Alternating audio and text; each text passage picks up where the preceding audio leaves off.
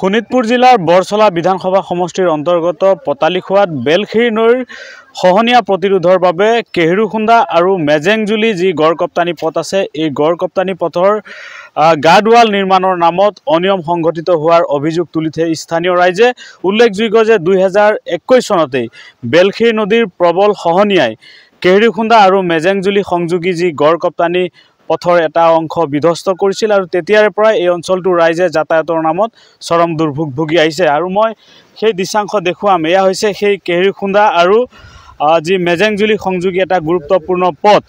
আৰু এই পথটো 2021 চনত যি বেলখেৰী নদীৰ প্ৰবল খহনীয়াই বিধ্বস্ত কৰিছিল আৰু তেতিয়াৰ পৰা এই অঞ্চলটোৰ ৰাইজে যাতায়াতৰ নামত চৰম দুৰ্ভোগ ভুগি আহিছে।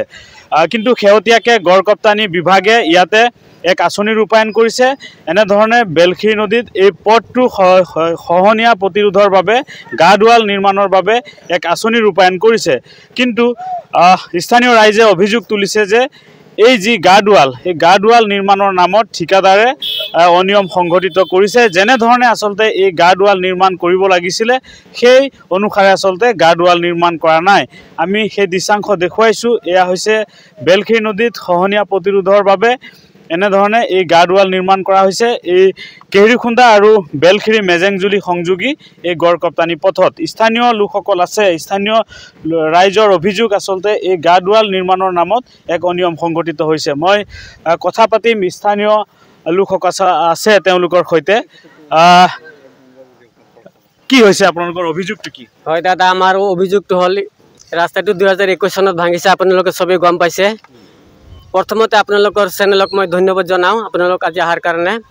ইয়াৰ যিটো গাঁত খান্দিছে তেওঁলোকে, গাঁতখন আপোনাৰ আমি ঠিকাদাৰক জনামতে 2 মিটাৰ হ'ব লাগে, কিন্তু তেওঁলোকে আমি চাইছোঁ যে ক'ৰবাত 1 মিটাৰ হৈছে, ক'ৰবাত 1 মিটাৰ অলপ বেছি হৈছে। ইয়াত ধৰক নদীখন বেছি দূৰত নাই, হয়তো আপোনাৰ 150 মিটাৰমান দূৰত আছে নদীখন। নদীখন আহিলে এইখিনি ডবৰটো নাথাকে, আপোনাৰ খহি পৰি যাব। তলত কিমান মিটাৰ? তলত আপোনাৰ 2 মিটাৰ। 2 মিটাৰ মাটিৰ তলত 2 মিটাৰ থাকিব। মাটিৰ তলত 2 মিটাৰ? হয়, 2 মিটাৰ হ'ব লাগে। ওপৰত 2 মিটাৰ। ওপৰত 2 মিটাৰ হৈছে কিমান? ওপৰত আমি দেখাত কিন্তু দেখিছোঁ আপোনাৰ সেইটো চাইডত 1 মিটাৰমান হ'ব। তলত 1 মিটাৰ হ'ব। তলত 1 মিটাৰ হ'ব আৰু এইটো চাইডত 1 মিটাৰ অলপ বেছি হ'ব। 2 মিটাৰ পৰা হোৱা নাই। যেনেধৰণে হ'ব লাগিছিল তেনেধৰণে হোৱা নাই। এইটো দীঘল কিমান মিটাৰ? দীঘলটো আমি মানে এষ্টিমেটটো আমি দেখা নাই, হ'লেও গম পাইছোঁ যে 80 মিটাৰ। 80 মিটাৰ হয়। কৰিছে কিমান তেওঁলোকে ইয়াততো এতিয়া কিমানখিনি হয় বাৰু আমিতো জোখা নাই বাৰু। ইয়াত ধৰক মোটামুটি হয়তো। আপোনালোকৰ অভিযোগটো কি? আমাৰ অভিযোগটো এইটো কামটো মানে এষ্টিমেট মতে হ'ব লাগে। তাৰপিছত মোৰ মতে আপোনালোকে চাইছে এইটো চাইডে এইখিনিতো ৰাস্তাৰ কিনাৰ পাই গৈছে, এইখিনিও আৰু অলপ আগবাঢ়ি এইখিনিও অলপ ছেফটি হ'ব লাগে। তাৰপিছত আপোনাৰ সেই দক্ষিণ চাইডটো সেইফালেও ৰাস্তাৰ কিনাৰ পাই গৈছে। সেইফালে অলপ স্থানীয় লোক আৰু আছে, তেওঁলোকৰ সৈতে কথা পাতিম। কি ক'ব? হয়, 2021 চনৰ পৰাই ৰাইজে জমৰ যাতনা ভোগ কৰি আহি আছে। তো যিয়ে নহওক, বহুত দিনৰ পিছত আজি ৰাইজৰ মনত এটা আশা, নতুনকৈ এটা হৈ আছিল যে কামখন হ'বলৈ ধৰিছে। ৰাইজ যেনেকৈ ধৰণৰ কামটো হ'ব লাগিছিল তেনেকুৱা ধৰণৰ কামটো হোৱা নাই বুলি আমাৰ ৰাইজৰ দৃষ্টিগোচৰ হৈছে। কাৰণ এতিয়ালৈকে আমি ৰাইজে ইষ্টিমেটখনৰ বিষয়ে আমি অৱগত নহওঁ। কাৰণ আজি আপোনালোকে মিডিয়াৰ মানুহখিনিৰ ওচৰতো আমি ইষ্টিমেটখন তেওঁলোকৰ ওচৰত বিচাৰিছিলোঁ, কিন্তু তেওঁলোকৰ তাত কোনো ইষ্টিমেট নাই বুলি তেওঁলোকে আমাক অৱগত কৰাইছে। তো আজি আমি স্থানীয় একেবাৰে ইয়াৰ ওচৰ চুবুৰীয়া মানুহৰ পৰা আমি জানিব পাইছোঁ যে তলৰ কামখিনি মিনিমাম যে নিম্নতম 2 মিটাৰ হ'ব লাগে, তাত ক'ৰবাত 1 মিটাৰ হৈছে, ক'ৰবাত 1 মিটাৰতকৈ কমো হৈছে।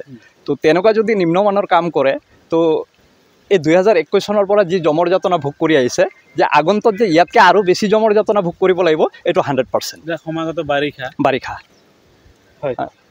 কি ক'ব?